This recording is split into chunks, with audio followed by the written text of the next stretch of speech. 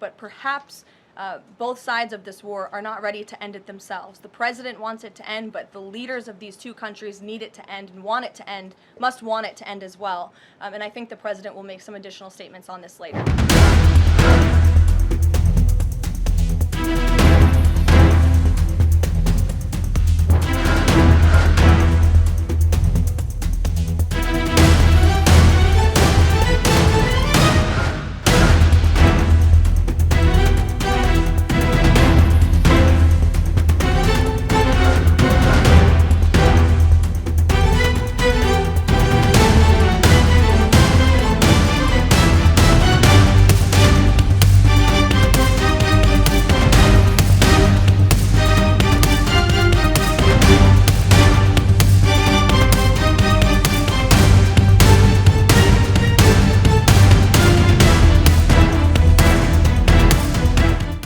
First thing is to end the war, because here we're talking about things that will happen after the war is over, but the war isn't ending tomorrow morning.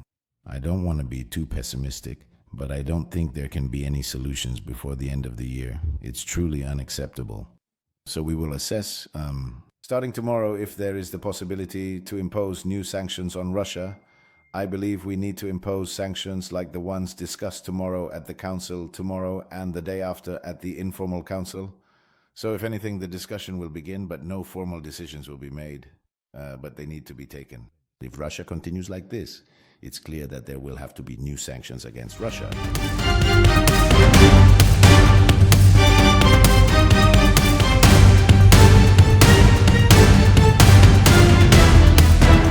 This is how justice strikes. This is how Ukraine strikes, when its calls for peace go unheard. How many times have we proposed a ceasefire? How many times have we said we want silence? We strive for peace, but a dignified and comprehensive one, and that is why we count on the strength of the whole world. This is what Ukraine is like now. Such a sovereign Ukraine will never again, in its entire history, be forced into the profound shame that the Russians so often call a compromise. We urgently need a truly just and lasting peace. Today, both the United States and the European Union unequivocally agree.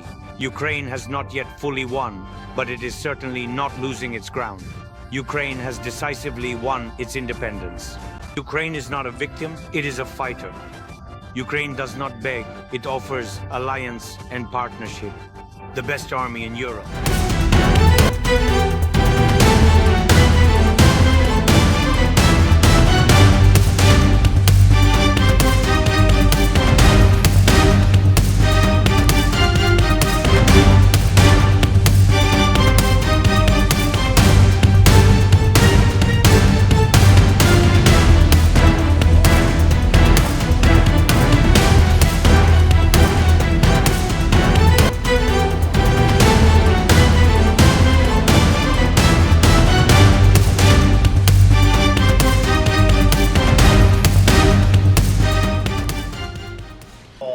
The drone and missile strikes that took place overnight in Ukraine.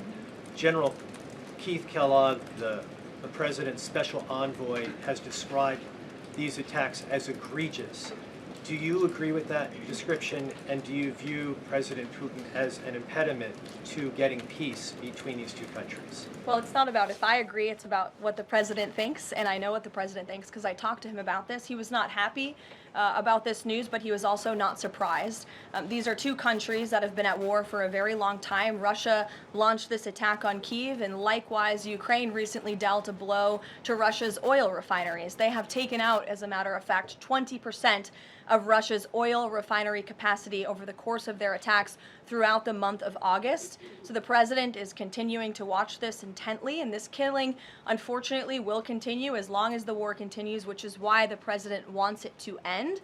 And that's why he's worked harder than anyone to end this war, which would have never started if he were president, but perhaps both sides of this war are not ready to end it themselves. The president wants it to end, but the leaders of these two countries need it to end and want it to end, must want it to end as well. And I think the president will make some additional statements on this later.